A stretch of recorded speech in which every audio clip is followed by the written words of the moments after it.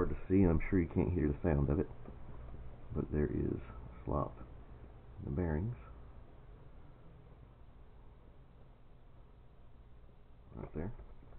And if you listen closely, you can hear a grinding noise in the bearings as it spins.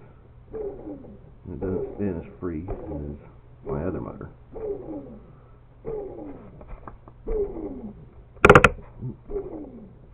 Sorry.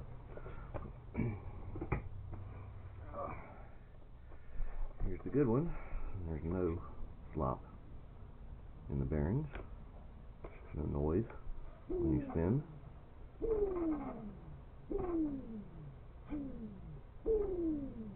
There's no grinding noise or bearing noise as it spins and rotates. It also spins freely.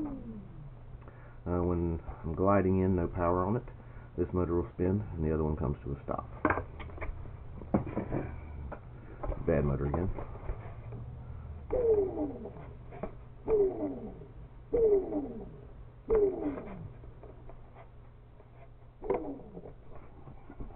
Maybe you can hear it better from over here.